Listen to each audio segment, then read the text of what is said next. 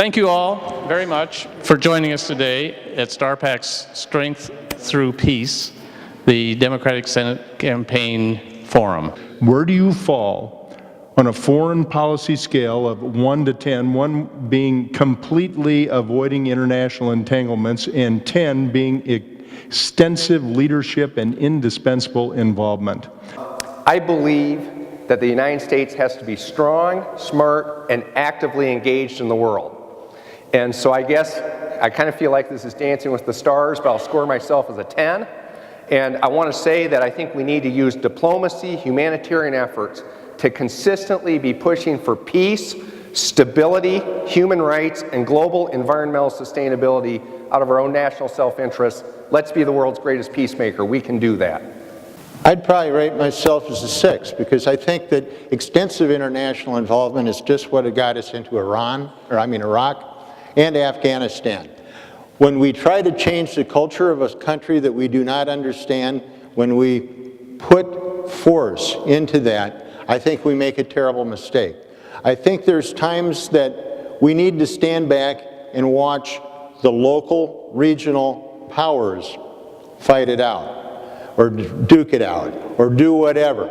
We can be an advocate, but we can't be the driver. Our country needs to always be a peacemaker, be a coalition builder, but we cannot give up the ability to stand strong and to use military intervention when that is necessary. Call me a 7.5. There's 3 areas where I believe that we have an imperative role. The first is combating world hunger, especially hunger due to war and drought. The second is preventing and ending genocide. We need to do that. The third is to be part of a multilateral peacekeeping force. Those are the 3 imperative roles I see for the United States. I call myself a 7.5. Do you support the multinational agreement constraining Iran's nuclear program? Yes, I do. I certainly do support the Iran nuclear agreement. It is an important piece for maintaining peace in the Middle East. However, we must also understand and realize that we have got to be very vigilant. There needs to be careful monitoring of that situation in Iran to make certain that they are following by the rules that they had agreed upon. I support the Iran agreement also. I think that we've got a lot of background noise from the Republicans to try to destabilize it, just like they did when President Carter did the Camp David peace accords. I think it was nearly criminal that Charles Grassley signed on a letter that undercut President Obama in the middle of those negotiations. That was a violation of the Logan Act. It will probably never be prosecuted, but it was clearly wrong, and it played into the hands of the far right wing in Iran. Yes, I support the agreement. I believe it represents a triumph of diplomacy over war. I support the agreement. I believe it's really important to keep Iran from acquiring or developing nuclear weapons. I think we have to fund the International Atomic Energy Agency to do the inspections. I think it's critical that the agreement had international support from our allies. I think that's something that people sometimes overlook. And finally, I just would remind people that back in the 80s when I was in college, even Ronald Reagan used nuclear arms negotiations with the evil empire to bring moderation to the Soviet Union. So why shouldn't President Obama be able to do that with Iran? I think it's a significant step forward. Do you support an amendment to the Constitution stipulating that corporate spending is not protected free speech and can be limited in campaign elections? Short answer is yes, I support that amendment. The longer answer is, how many people in here remember the Equal Rights Amendment? Think about all the years that languished, and it was a simple amendment that simply wanted to add a couple words. If we can't get that through 34 states, good luck trying to get Citizens United overturned by passing it through 34 state legislatures. There's other things that the Congress can do to stop the flow of money. As candidates, what we can do is we can refuse to take corporate PAC money. I support an amendment. Like Tom, I think it has to be a multi-pronged approach.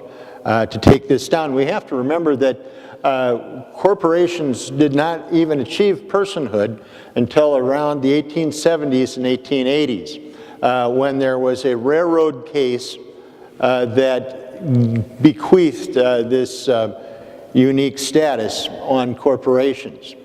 The founding fathers never thought about it, but the lawyers for the railroads and now the lawyers for big pharma, for big agriculture have it. Well, the easiest way to deal with Citizens United is to try to get the Supreme Court to reverse it, and that's why this Justice Scalia vacancy is so important. I actually think that's one of the reasons why Senator Grassley is being such an obstructionist on it. But I want to remind people we had a broken system before Citizens United. Grassley voted against McCain-Feingold, and we really need to change the way we do politics in this country and uplift our democracy. I'm very pleased I've raised my money in this race, no PAC contributions so far. Over 85% of my contributors have been from Iowans, and that's the way you change the system. Yes, I certainly would support a constitutional amendment to change the Citizens United decision. I want to be very clear that corporations are not citizens with the same rights as you and I, and they should not be treated as such. It is time for this to end, and I would agree with my colleague that this is one of the issues in front of the that should be in front of the Supreme Court, and one of the reasons the Republicans are blocking the nomination and hearings today. Would you support a global campaign for full nuclear disarmament, including the U.S. unilaterally discontinuing the building of nuclear weapons and the modernization of the same? And yes, I believe in a nuclear-free world, and I think we need to make progress towards that goal. The question suggested correctly that it would be devastating to have any kind of nuclear exchange. I remember as a student in the 80s studying the nuclear winter theory, and we cannot afford to have that type of nuclear exchange. I believe the United States needs to lead the world to stop proliferation and to pursue agreements to reduce our nuclear stockpiles, and I really hope we can avoid I'd like to see us avoid the $1 trillion investment in so-called modernization of our nuclear weapons. I'm going to draw a little bit of a line here. My concern about nuclear weapons are tactical or battlefield, because that leads to a lower threshold for their use. I do think the United States should unilaterally stop any development of tactical or battlefield. With regard to other delivery systems, I think it gives us leverage with the other world powers to modernize and upgrade our nuclear arsenal. I think the ultimate goal is to have a nuclear-free world, but in that we need some bargaining chips. And I think that if we were to continue modernization, we could say to the rest of the world, we've got state-of-the-art. If you will lay down your weapons, we will lay down our weapons. One of the reasons they're going through the so-called modernization is the stockpile now is 50 years old plus, and it is unstable. And we don't know what happens to an unstable nuclear bomb because the testing procedures are kind of difficult. So what is proposed is that they replace them because they are unstable. Now, doing that, we need to downsize the amount of weapons we do, but it has to, as Tom says, be in conjunction with negotiating as a chip. We cannot unilaterally disarm on the nukes. The world would be a safer place with fewer or no nuclear weapons. However, they are here, and it is important that we continue to negotiate and talk to the other people around the world. I would be opposed to unilaterally disarming the United States, but I certainly would be in favor of multilateral disarmament talks and agreements that were valid, but we have to remember that we have to keep the strength here in our country. Do you advocate that the United States follow international law with respect to the use of torture? I do. I believe there is no place for torture as a tool in war, and that it is in fact a war crime, and I'm very adamantly opposed to the use of torture. I do support a ban on torture in the United States, avoiding it, And I've listened to John McCain, who was tortured, and he said two things. One, you don't get actionable intelligence, and two, it diminishes the United States' standing in the world community. I think that we should renounce waterboarding and all of the other things that were practiced. Thank you. Yeah, I think a renunciation of torture is really important for our standing as a world leader. We got into this mess when George Bush and Dick Cheney decided to rename soldiers and sailors and seamen as combatants. That, in their mind and in their legal argument, took them outside of the Geneva Accord as it currently exists. We've been trained on the Geneva Accord for years, and then they threw it away. Well, I think we all agree on this, but let's not give it a short shrift here. Donald Trump is talking about using more torture. So this is a live issue, right? We've got to be clear. Number one, the research has shown it does not work, but more importantly, it's the wrong thing to do. If the United States doesn't do the right thing, how can we convince the rest of the world to do the right thing? I want the United States to be the world's greatest peacemaker, which means we've got to renounce torture and beat Donald Trump. Have to beat Donald Trump.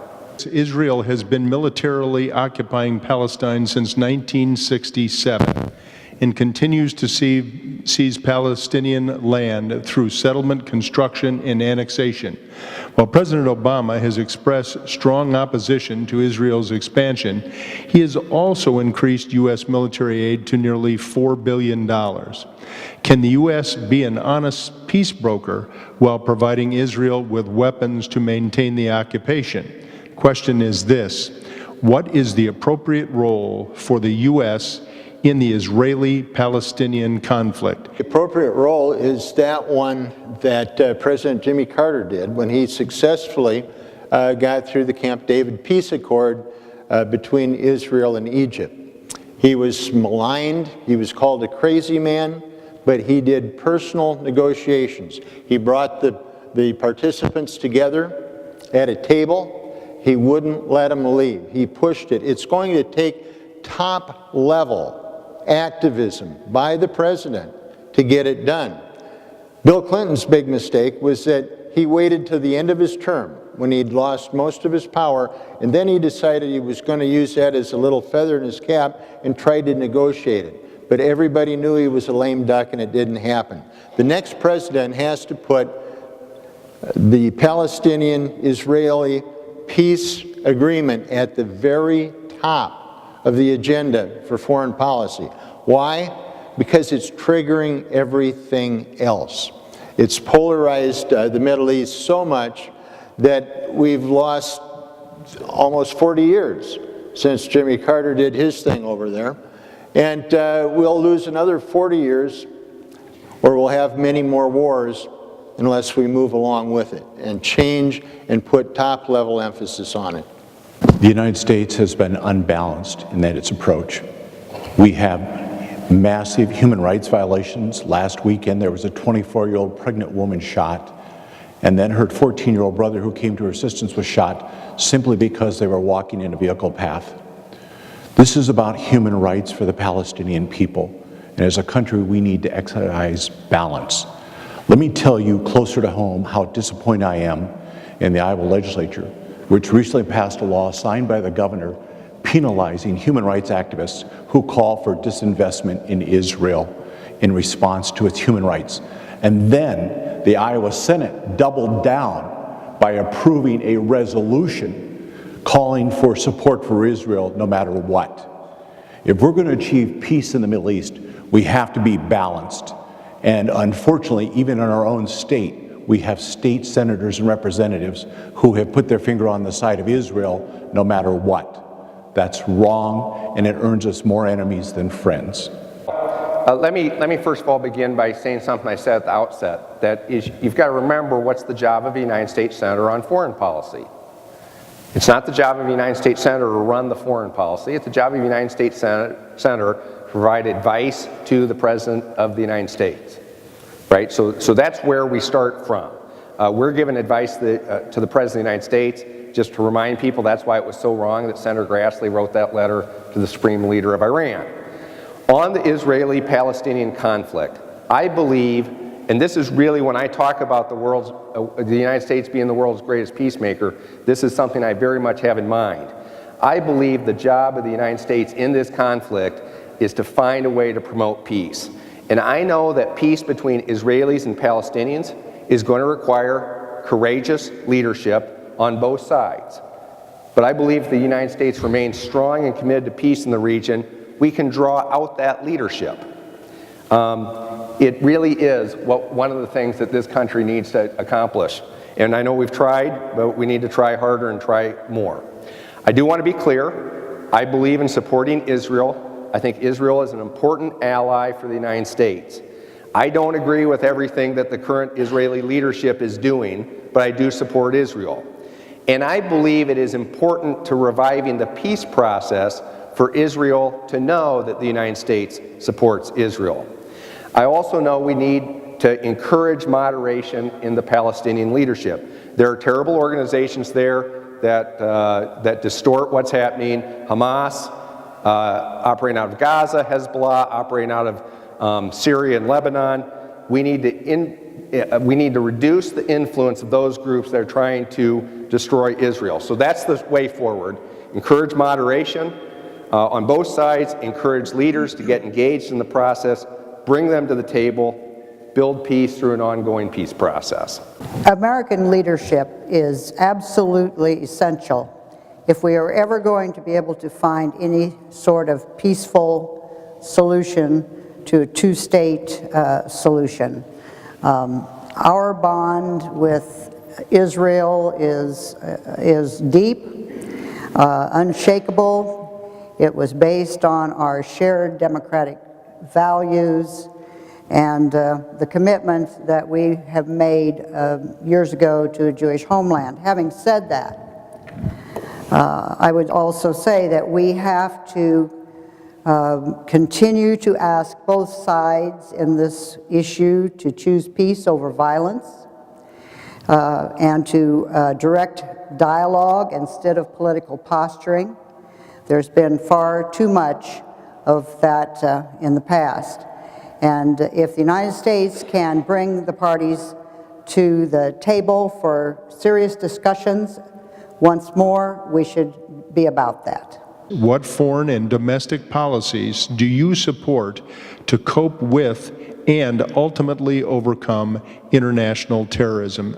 Domestically, we have to protect our country from international terrorism. 9/11s, Boston marathons, they are enacted by ISIS and terrorists to enrage the public and cause someone like Donald Trump to come up. That's why we have to maintain rigorous domestic security while this is going on. Having said that, though, the military philosophy that is taught from basic training on up is shoot, move, and communicate. Problem is, we do a lot more shooting than we do communicating, and that's the problem. We need to look at the communications devices that ISIS is using, the social media. We've already had some success with that. We've also need to be more sympathetic to the cultures that we're dealing with. What ISIS wants more than anything else is create a war between the 1 billion Muslims in the world and the Western world. That is their goal. We don't need to take their bait. That's what we need to do overseas. We need to look at the global warming issues that have caused famine in a number of areas within the Middle East. We need to work with NGOs that will help promote political reform in the Arab world. We need to improve relations and smooth that fight out where we are perceived as the almighty United States coming to bomb them. It's just not going to work. I believe that we need to focus on ISIS where they are and try to do everything we can to prevent them from striking us here at home. That will necessitate increased airstrikes against ISIS, both in Iraq and in Syria, trying to target more high-value targets. We need to be thinking about cutting off any funding the terrorists have and how can we accomplish that. And we need to be destroying infrastructure and their operations. That will also require a well-armed Arab-led force on the ground so that they can retake territory that ISIS is holding today. We need also a new commitment to global intelligence gathering with our allies. And, terrorists don't recognize borders. They don't play nice and they don't stay home. So we are going to have to work across continents to stay ahead of them and to stop their attacks. We have seen the devastating results of that far too many times. We have to be strong, we have to be smart, but we cannot be reckless or brash. We have got to develop and implement tough, smart policy. I don't claim to know every member of ISIS, but everything I've read, they are supported by forces within the Saudi, not necessarily family, but in the Saudi government. I think the number one thing we can do to combat ISIS is to put pressure on Saudi Arabia and the powers inside of Saudi Arabia to stop using ISIS as a proxy against Iran. Okay? The second thing we can do internationally is we can stop what I would call the Arab Spring. Can we be honest? Nobody thought about the day after. What happens after Saddam falls? What happens after Gaddafi falls? I think that when we engage in that, we need to ask the question, what's the country going to look like the day after? And when you destroy the established power, you establish chaos, and chaos leads to terrorism and terrorist acts. The other thing that we need to address is the fundamental human rights of the people who are likely to become terrorists. They become terrorists because they don't see any other options. They become terrorists because they don't have access to jobs, to food. We need to address those international justice issues. The other thing is I met with the Mother Mosque in Cedar Rapids. I met with the elders and the clerics, and I said, what leads to the radicalization of young people? And they said two things, isolation and then recruitment. One of the things that they do with the young in their community is they get them involved in community service projects. And I think if we're going to address young people who are likely to be radicalized because they're isolated, because they're loners, we have to find a way to engage them in the broader community. Nobody attacks their community, their own family, if they feel connected. It's the ones who are unconnected who may join a radical force. Yeah, well, I think this is another issue where we need the United States to be strong, smart, and actively engaged in the world. We don't talk about the United States' ability to bring peace to the world enough. When I was a college student in the 80s, over 200 people a year were being killed in so-called religious violence in Ireland, right? But the United States got involved in the 90s and through the Good Friday agreements addressed that problem. It's not perfect in Ireland, but that problem was addressed. We have the capacity as a country to do that. And so with a problem like ISIS, it's an extraordinarily serious threat, and for me, I don't have to think any further than beyond what happened to Kayla Mueller. Here is what we want young Americans to be doing. A young American who goes to Syria, works with Doctors Without Borders, and what happens? This group abducts her, assaults her, ultimately executes her. I mean, this is terrible stuff. So we've got to deal with it. We've got to be engaged in the world. It's not just going to go away on its own. We can do things to attack the financing of terrorism. We need to bring people to justice. We need to get to the networks of people who are involved. I believe the most fundamental thing we need to do, though, is use Kayla Mueller as an example. And we need to call on the people of our country to really help work culturally and economically around the world to overcome international terrorism. I think we can do it. This is why Donald Trump is so wrong with what he says. right? He's just so wrong. When he attacks Muslims and says the hateful things that he says, when Senator Grassley fails to renounce what Steve King says, that really hurts our country internationally. We need to show the world that we can do better, and I'm inspired by young people like Kayla Mueller to believe that we can do that. What steps would you propose that would help the nation guard against the special interest influence of the military-industrial complex?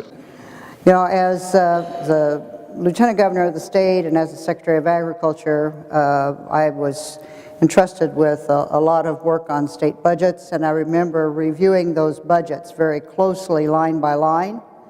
I think that's what we need to be doing as U.S. senators also. Men and women that are serving us in the military deserve to have everything they need to stay safe and to be successful. We are going to have to make investments in our future to make sure the country is safe.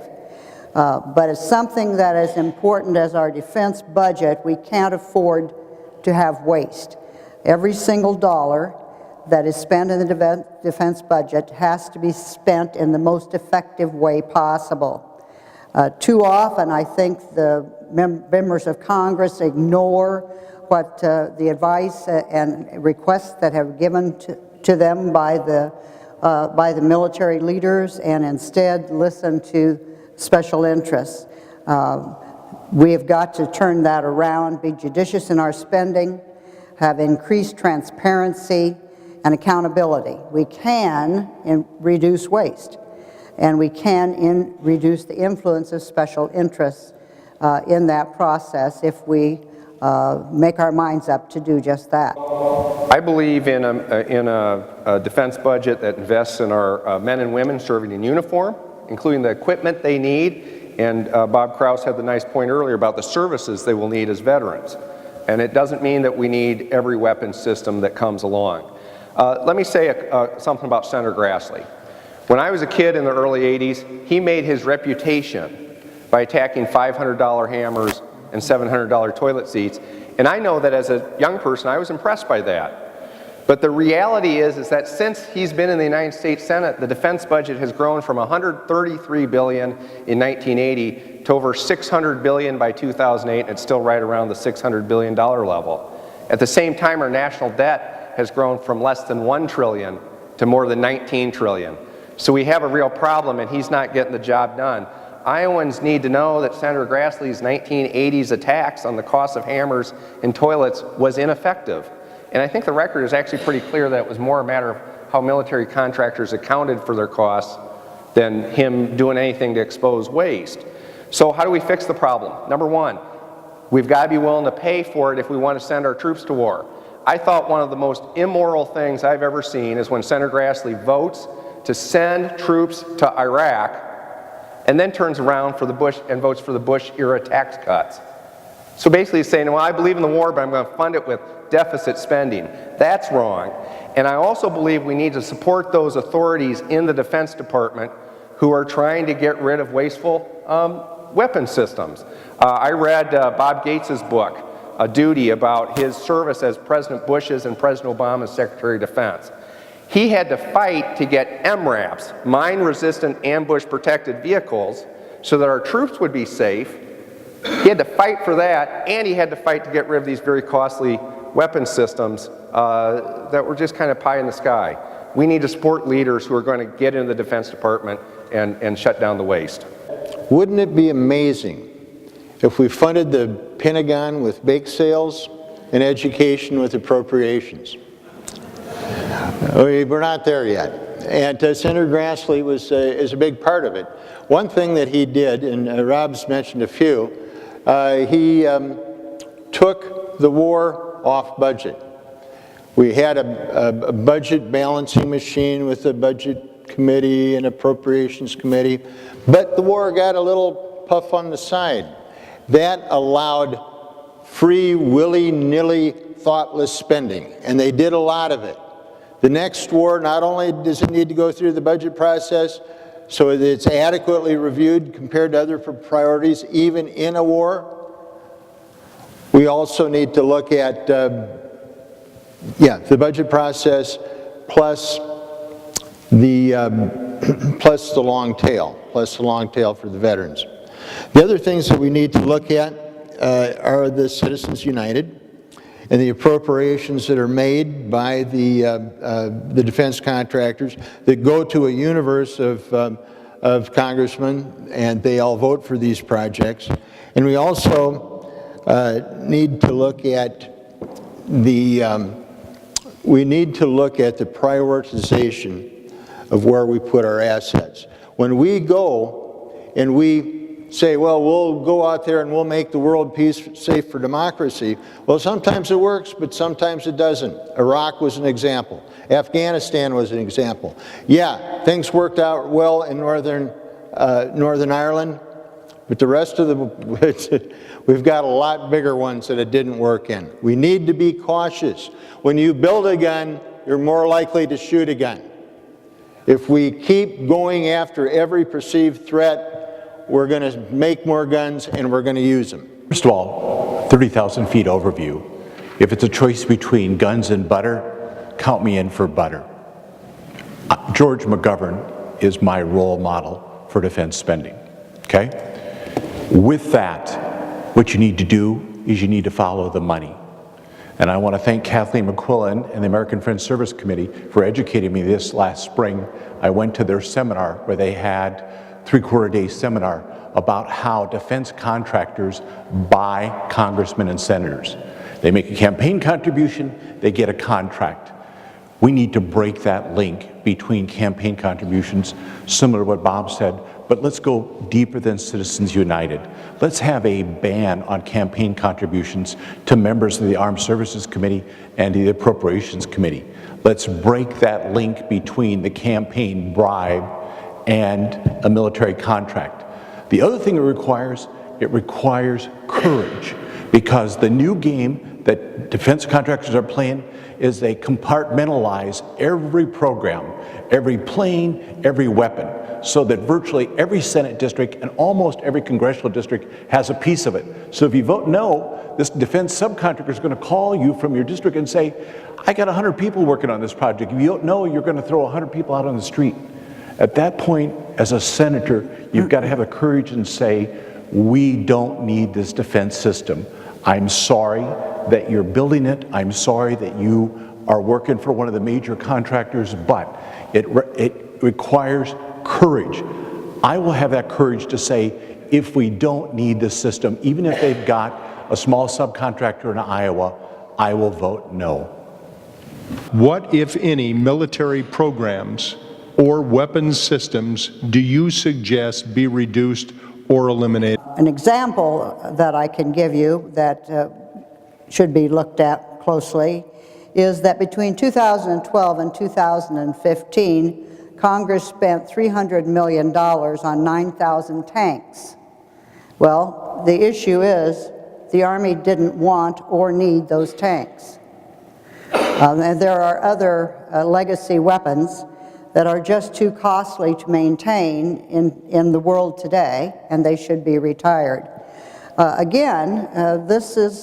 looking squarely at Senator Grassley and at the Republicans who are trying to use 1950 solutions with today's problems, and the two things just don't go together.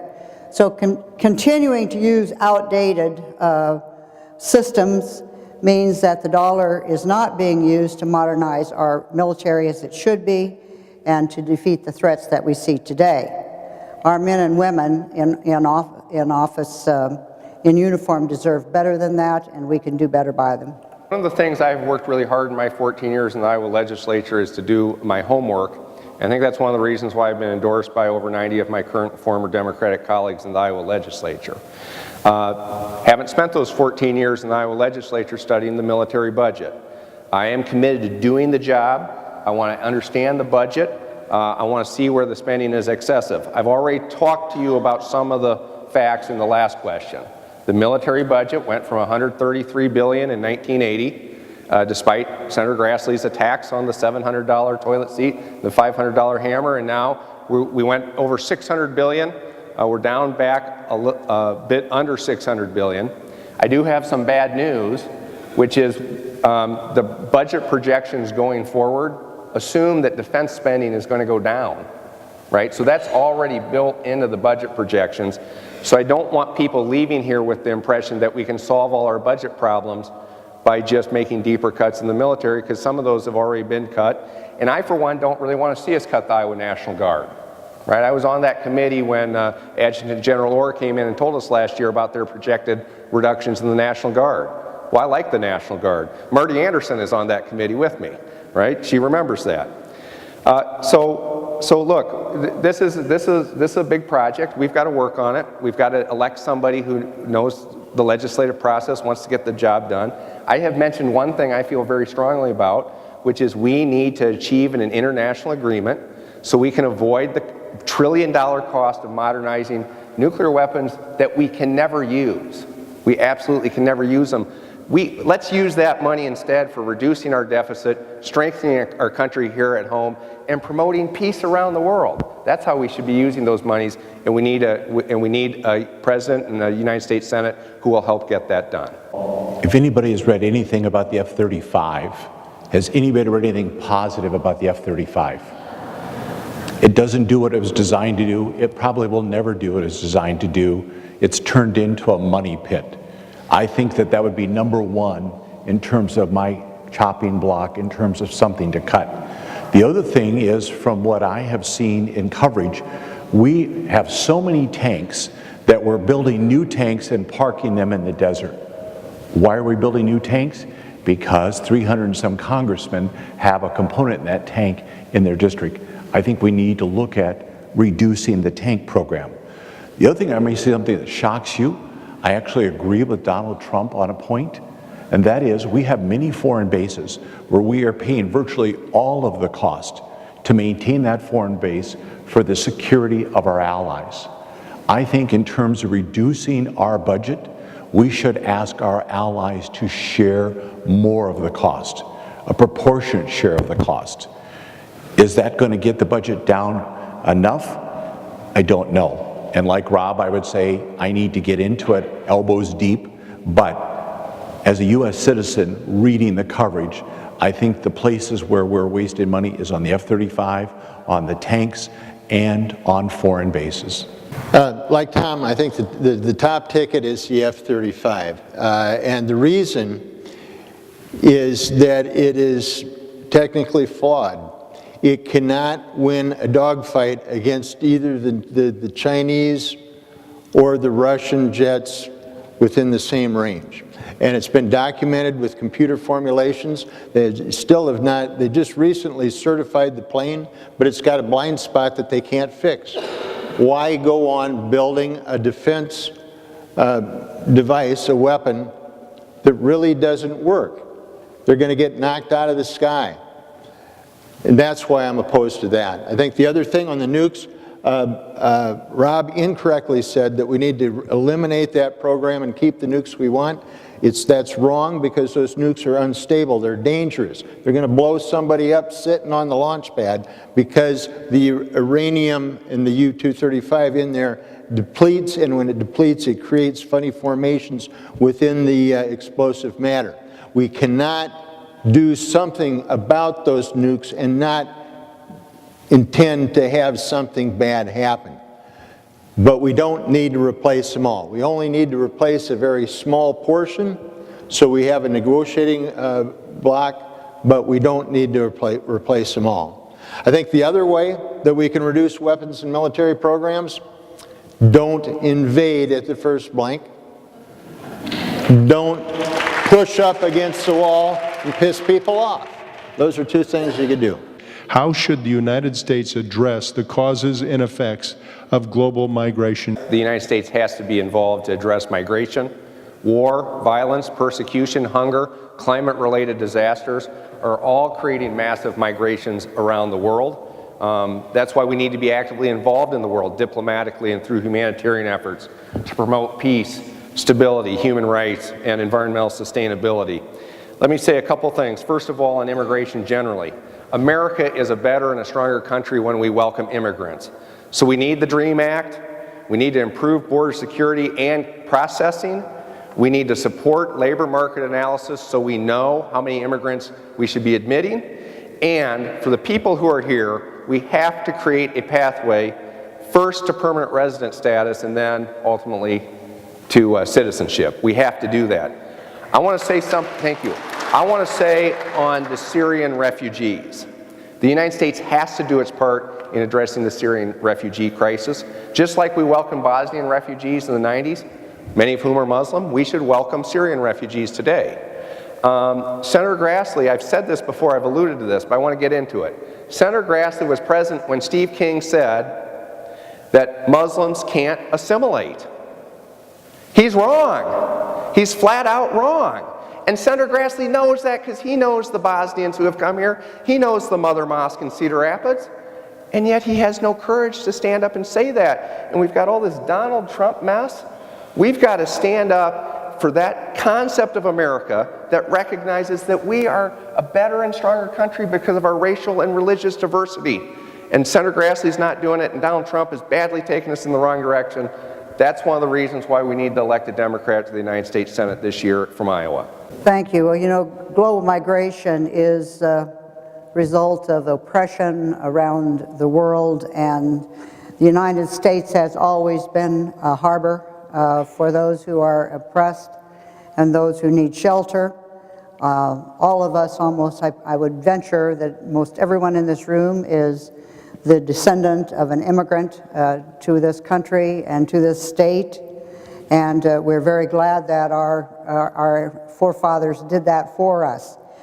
We need today to find a path to citizenship for the people that are living in our country, and particularly here in Iowa. They're living in the shadows.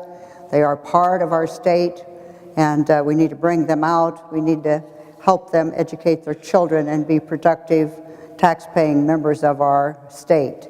I also would like to say a word about Syria and the fact that it is critical that we find a solution that removes the current power structure politically, and that we can get the Russians to work with us instead of against us, pushing against us, to begin some peace talks there, constructive talks in Syria, because that is going to be the only way that the people of Syria once more will be able to regain control over their country. Iowa has a rich history of welcoming refugees from Vietnam, from Cambodia. I would push in the U.S. Senate for the United States and Iowa to welcome Syria refugees and other children refugees, victims of war. More broadly, with regard to immigration, I support a path to citizenship for everybody here, and I think anyone that wants to return to their home country south of the border, we should offer them dual citizenship, where if they pledge loyalty to the Constitution and learn English, they can be citizens of both the United States and their home country. More broadly, internationally, what can we do to deal with migration? The very first thing is we need to deal with climate change. We need to deal with all of the natural disaster calamities that are being caused by the increased carbon concentration. The next thing we need to do is we need to address, in again a multinational way, the wars around the world, and especially genocide. We need to step in more quickly before 500,000 people are killed. The reason people leave is because it's no longer safe. We need to make it safe. The next thing that we've done an excellent job of, and we need to do more of going forward, is battle world hunger. People leave when they don't have enough food to eat and they don't see any place to get food. The United States has been a leader in the past in feeding hungry people. It's one of the things that I would work towards as a U.S. Senator to make sure that U.S. food aid reaches the hungry people of the world. The last thing, and this may be the most important, stop selling weapons to people that bring money. We sell weapon systems to anybody that has a checkbook. And when we do, we guarantee that people die, innocent people die, and we need to stop being the world's arm dealer. That's the quickest way that we can end that problem of migration. Do is have a comprehensive review of the UN treaties on refugees because they're not quite working the way they are. We've got refugee camps that go back in the Palestinian case since to 1950 to 1948. The standards within those camps are marginal often, and it's based upon the fact that somebody's got to pay for it, and the kitty runs dry. We have significant flaws in our international passport system that allow people to fall through the cracks and become stateless persons without a passport. There are provisions, but there's holes in it. This causes people to sublimate within the place they ran to, and they live there without rights, and they become essentially slave labor. I saw that overseas when I was in Dubai years ago, because they wound up with many stateless people coming into that area, and they were the slaves of the society. We need to stop that. We also need to look at the climate change, not only in Syria, but we've got a tremendous situation developing in the island nations of the Pacific, where these people will likely be losing their homelands. And where do you put those people? They're small groups of people, but they're important. They live there, and they're going to have to be moved. And nobody wants them because they're independent countries. What do we do with that? We have, within our own nation, we've got Florida, where there's going to be northward by migration. We still don't know what's going on with California. If there's a continued drought out there and the inland empire dries up, what happens to that economy, and where do those people go?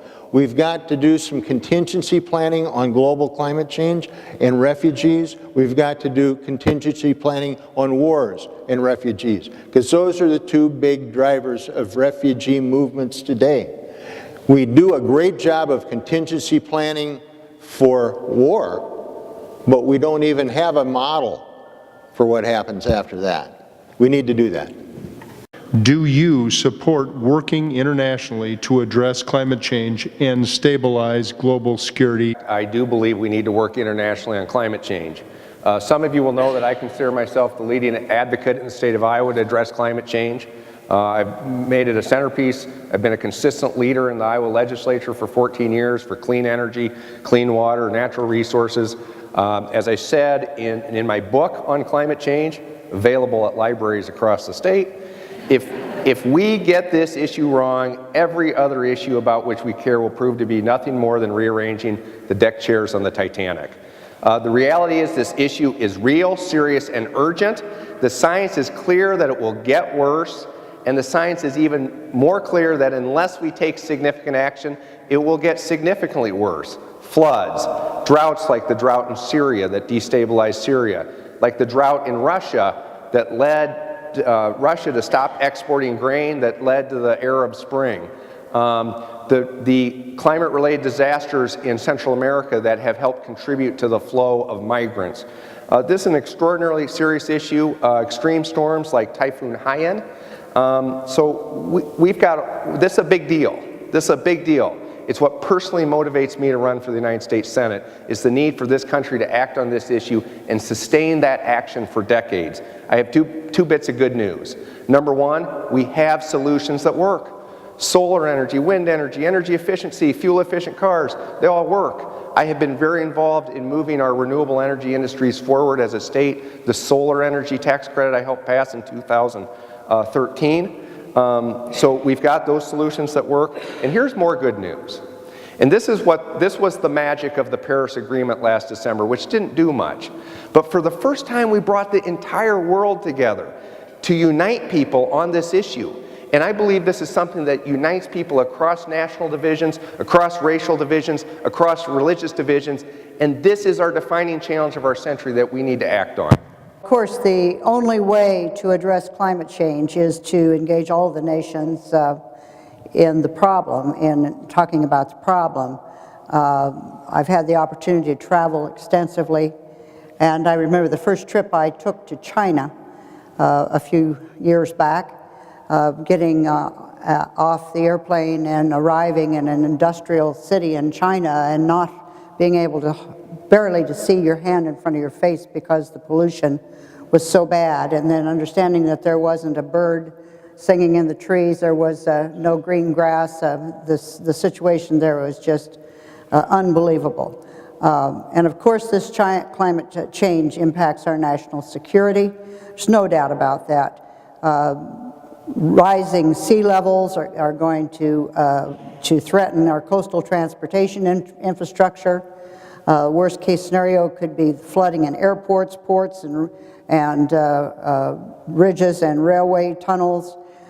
Extreme weather events, as Rob said, could threaten our energy production and distribution and the availability of water in many areas. We have to pursue clean energy technologies that make us safer. And it's important that we do limit our dependence on foreign oil and strive for energy independence. And I'm very proud of the role that I've played over the last 20-some years in developing renewable energy, renewable fuel here in the state of Iowa. We have to work with our allies and our trading partners to ensure that high environmental standards and a collective effort towards renewable energy is part of our future. First, what are the national security implications? First thing we would say with climate change is drought.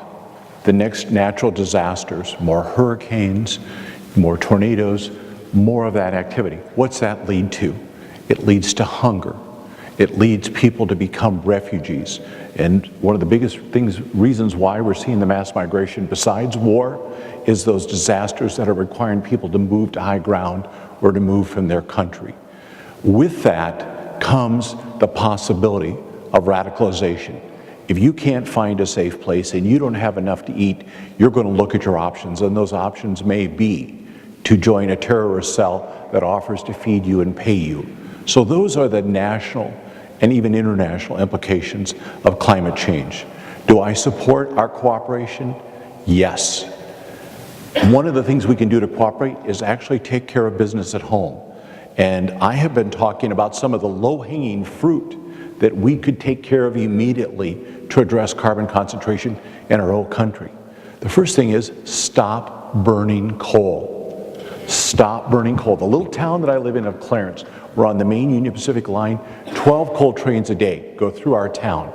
Our power plants in Iowa burn 2 carloads of coal an hour, a train every 2 days. That's one of the quickest ways that we can reduce the amount of carbon is to switch to wind and solar. And in order to do that, we need to upgrade the grid. The second piece of low-hanging fruit is to put an excise tax on 18-wheelers. To have them pay the true cost of wear and tear on the road. It will also make products from China more expensive and reduce our carbon footprint. The last thing, high-speed rail. We lag behind the world in high-speed rail, and I've been hearing Bob talking about it. If we were to put in high-speed rail, we could use less air travel, less 18-wheelers. In terms of national security, I think one example that's probably the biggest and visible is what's going on in the Arctic. The Northwest Passage is in the process of being created, and it's opened up the entire Arctic Ocean to international gamesmanship. We're seeing a lot of activity by the Russians up there. We're trying to stake out our piece of it, and because nothing is charted, the chances of war are great because of that, because every little island has to go through a dance to try to figure out who owns it, and the chances of creating a conflict over that are great. I think we also have to look at the destabilization.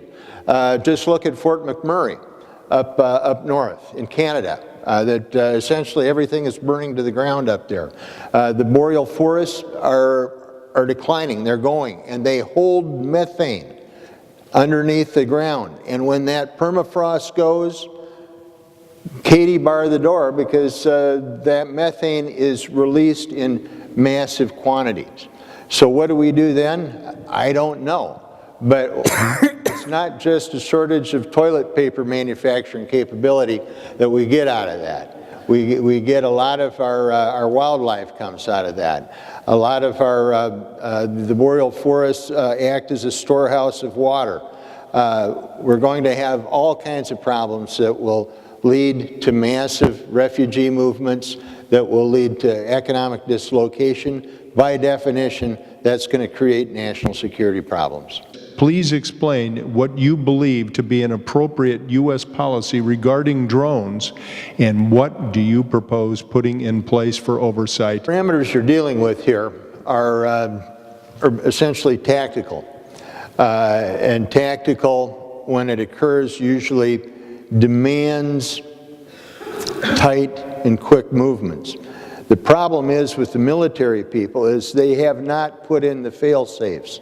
And we need to do a very comprehensive review so we don't have incidents such as we had with the over in Afghanistan, where we wiped out the Doctors Without Borders. That could have been prevented with good protocol that hasn't properly been worked out. And for all we know, and it's secret, it could have happened out here at the Des Moines airport. There's a joystick mentality that goes with drone operation. There's a desire to treat it as psychologically as a game because it emotionally withdraws you from what you're doing. And that has good context in terms of the mental health of the person pushing the button, but very bad context on what can happen on the ground. So those fail-safe mechanisms need to be put in, obviously. I think in an international war against terrorism, it's a mixed bag. Because we do kill a lot of people surrounding the terrorists that we go after, it has a negative impact. I don't know if I'm willing yet to say that we need to stop targeting and pinpointing the leadership of ISIS. I can't say that, but I know that there are problems that we have to deal with, and that's all I have. Let me start by thanking the Veterans for Peace for educating me on this issue. And I have joined with many of you out at the Air National Guard base here in town to protest drones. And I'm very proud of the peace activists in Des Moines for standing up against drones, some of which are piloted here in Iowa. No question other than this one makes me want to weep more than our use of drones. We are killing innocent people by using an anti-tank missile, which leaves a 25-foot crater. And what I've said to my friends in Cedar County, imagine you're at your favorite restaurant and you're within 25 feet of a suspected terrorist. You die. The other thing that our government's been doing is employing what's called a two-tap system. You fire the first drone to kill the target, and then when the emergency personnel and the first responders come, you fire a second drone to kill them. Imagine my rural fire department in Clarence coming to a drone strike and having a second drone kill them. You wonder why there are more terrorists? It's because we use drones to kill people who are innocent victims.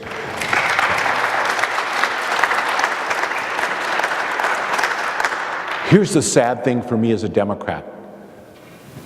President Bush had about 90 strikes. We have actually lost count. The Obama administration won't admit to the number of strikes. It's over 500. And it's in places where we have not declared war. Very quickly, oversight. No more CIA drone strikes. All the drones get put into the military.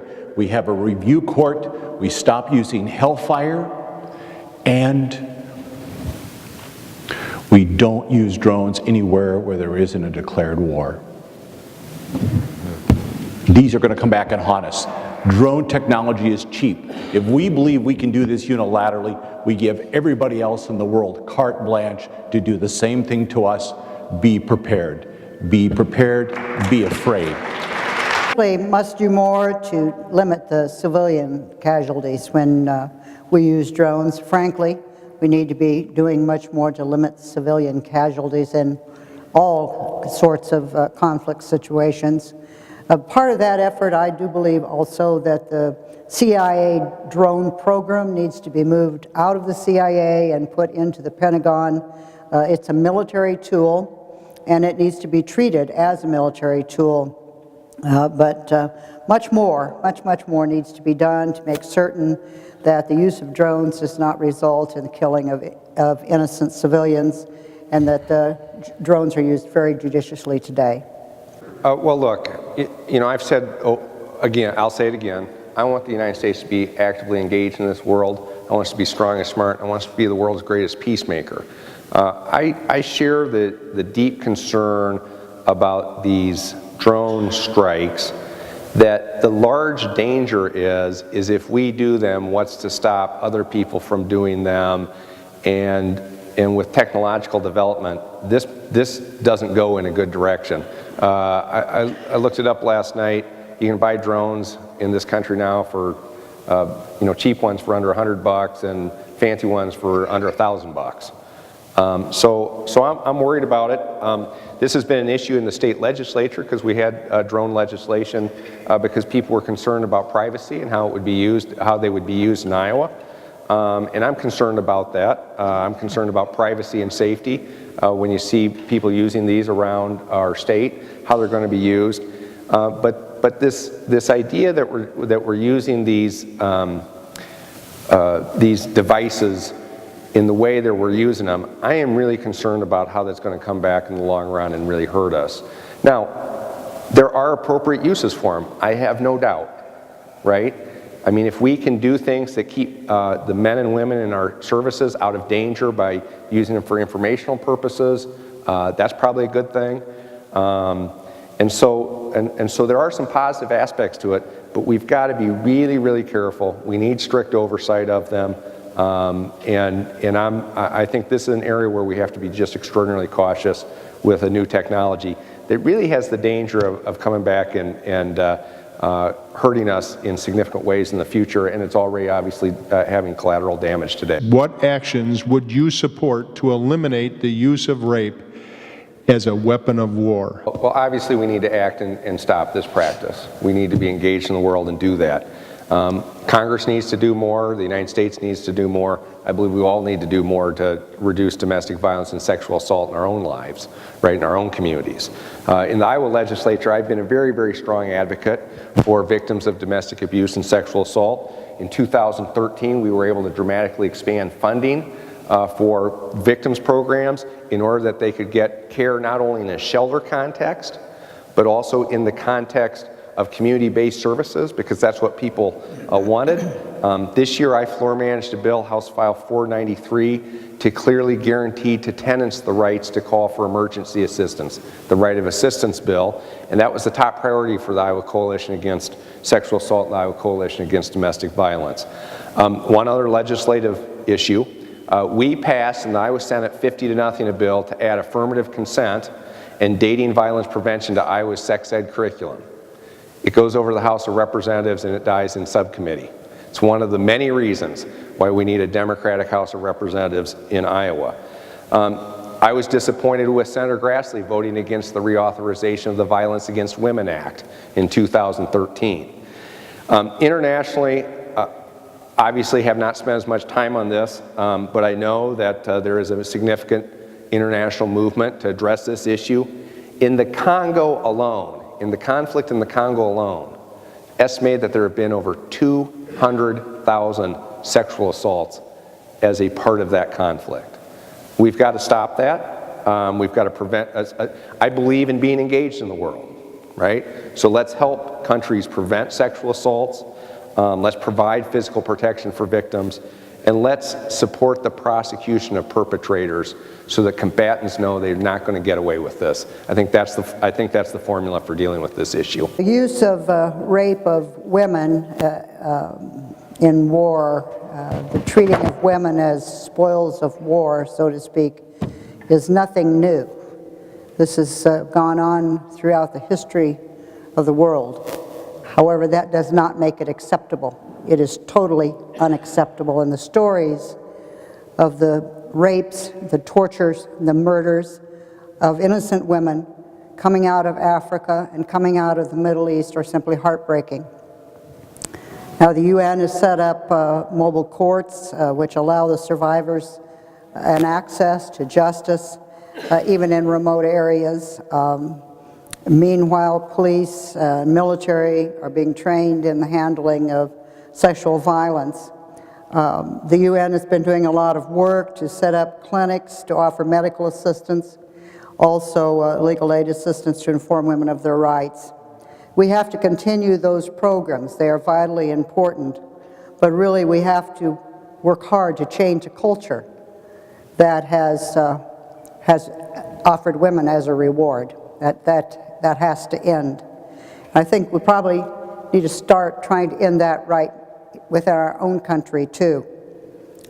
Sexual harassment, sexual assault, and rape are not acceptable, and they are certainly not acceptable in our military.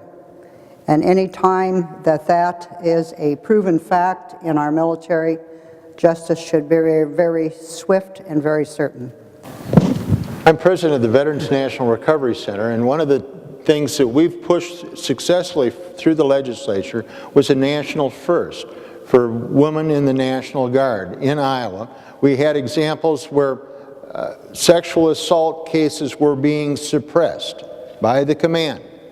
We wrote a bill, we got the support, we had victims, we got the thing passed.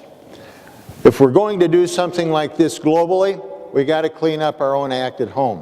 What we got was pretty good, but it wasn't perfect. Senator Gillibrand of New York has provided a lot of leadership in this area.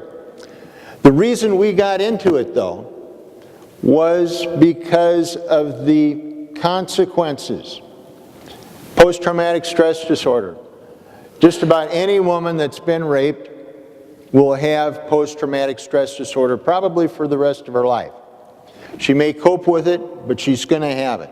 If you've got a situation like the Congo, where you've got a large number of people that have been assaulted, you've got a whole bunch of mothers in that society that got something not quite right in their head. And it's going to affect that culture for a generation. But we've got some laws on the international books. Steve Rapp is an international prosecutor for the War Crimes Tribunal. And he went to Africa. He's from Iowa. He went to Africa to prosecute a gentleman over there for short-sleeving people. You remember what short-sleeving was? They take a machete and they cut your arm off. And he was successful in bringing this war criminal to justice, because we put money there.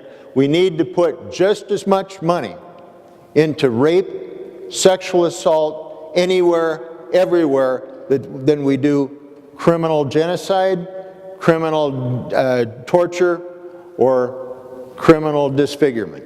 How many of you remember the atrocities at Abu Ghraib prison? Okay. Of those that you remember that, who got prosecuted? Was it the corporals or the generals? Do you think that it took place without the knowledge, if not the consent of the generals? Here's what we need to do if we're really serious about this. I think every time there is a conflict, we need to have UN observers. We need to see that the war, such as it is being fought ethically, if there is such a thing. But those observers also need to document things like rape. And then the leaders of both sides of the conflict need to be notified. We need to hold the top brass, the top leaders accountable.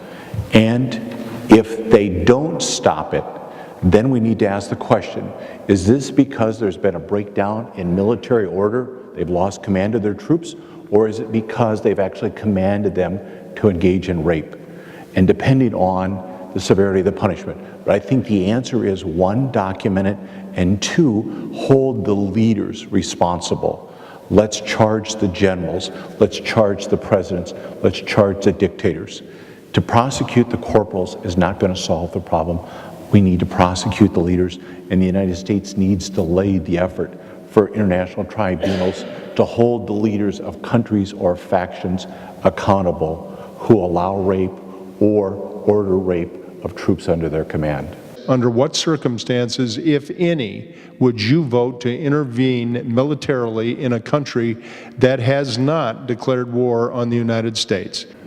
I would let the president make his case, and I would listen to what the president has to say before I vote. Going in, three circumstances I see. One, if there's genocide occurring. Second, as part of a multinational peacekeeping force. And third, only if there's a direct threat to the United States or to a treaty ally of the United States. Well, I think it's absolutely shameful that Congress has not declared war on ISIS today. The President asked Congress more than a year ago to take up and debate an authorization for the use of force, and thousands of American men and women in Iraq and Syria right now deserve to know that their country stands firmly behind them. And I think our allies and our enemies should get the message loud and clear that we are committed to the fight against ISIS and that we will win that fight. Congress has been timid. Senator Grassley has been timid. The Congress needs to enforce the Constitution. Congress declares war. The President implements. The Congress walked away. What's the President to do? Well, he's got a problem on his hands, so he does things without the scoping of Congress or the backing of the American people. That's how we've gotten into trouble before, and that's got to stop. Look, there are some circumstances where I might be interested in saying it's okay. Has to have congressional authorization. We talked about that. Vital national security interest, objective, domestic international support, exit strategy. We've looked at all other alternatives. We can't repeat the mistakes of the Iraq War. Senator Grassley used to be independent. You remember he voted against the Gulf War in 1991. In 2002, he was just a rubber stamp for the Bush administration. And he's not doing his job. By the way, he could have joined with Congressman Leach in saying no to the Iraq War. He failed. He turned down that opportunity to do that. What are the foreign policy implications of your position on global trade agreements? I'm in favor of repealing NAFTA, CAFTA, and I'm blocking the TPP. I am not in favor of the TPP. I do not support trade agreements unless, number one, they raise standards for workers, consumers, and the environment in all countries. And second, I am concerned about multilateral agreements that take away our sovereignty. I believe that we should be able to have country of origin meat labeling by America laws, and those are jeopardized by these agreements. I am very pleased I've been endorsed by the Iowa Federation of Labor and Ask Me Iowa Council 61. I believe that's because we share a vision of economy that works for everyone and the proper use of trade, not these bad trade deals. I oppose NAFTA, and I oppose TPP. The losers in the international trade barriers are the workers and the agricultural farmers, the small farmers. The winners are the large international corporations. Look at NAFTA, it's the very first example. The immigration inflow from the Latino community began because of NAFTA. We sent cheap corn down to Mexico. It bankrupted the small campesino farmers. They had to feed their families. They came north in a big way. Now that's stabilized, but if we start TPP, it's going to happen on steroids. Well, I believe we have to strike a balance between maintaining access to foreign markets and building agreements that protect both the environment and protect American workers. Trade agreements can provide an opportunity to promote fair wages and to help improve working conditions in developing countries, along with improved environmental standards. I have opposed the TPP agreement because I do not believe that it answers those basic questions.